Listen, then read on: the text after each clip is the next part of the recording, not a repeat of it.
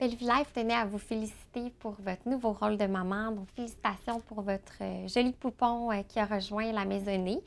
Donc, on voulait prendre le temps de parler un peu des muscles du plancher pelvien après l'accouchement.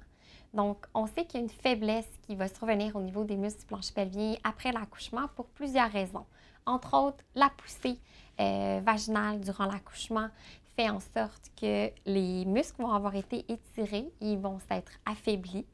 Il y a également toute la charge durant la grossesse, donc le fait d'avoir porté le bébé qui va avoir entraîné un étirement au niveau des structures.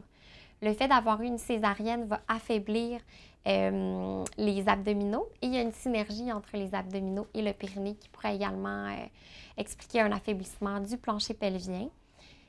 Si on regarde encore une fois au niveau plus du périnée directement, le fait d'avoir eu recours à de l'instrumentation, donc forceps ventouse durant l'accouchement, ont tendance à affaiblir davantage le périnée.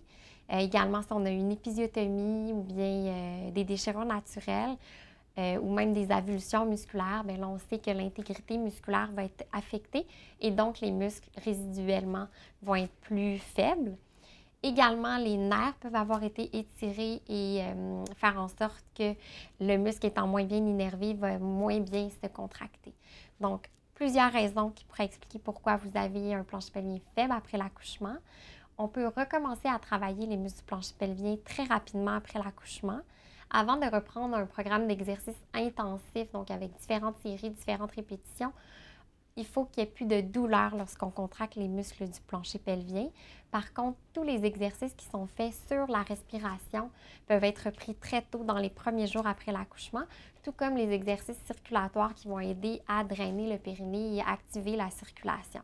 Donc, c'est pourquoi on commence souvent par les exercices où on contracte le périnée sur l'expiration et également les exercices de vascularisation.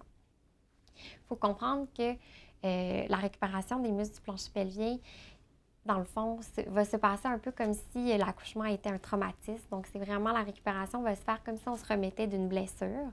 Donc, la majorité de la récupération va se faire dans les 6 premières semaines, mais ça peut aller jusque dans les 3 premiers mois. Et même au-delà de ça, s'il y a allaitement, parce que l'allaitement va quand même ralentir le rythme de récupération des muscles du plancher pelvien. Par contre, si vous allaitez, vous avez toutes les raisons du monde de faire vos exercices du plancher pelvien quand même. Donc, on ne veut pas retarder l'exécution des exercices, même si vous allaitez. Alors, voilà, maintenant, vous savez les différentes raisons pourquoi c'est nécessaire de travailler vos muscles du plancher pelvien après l'accouchement.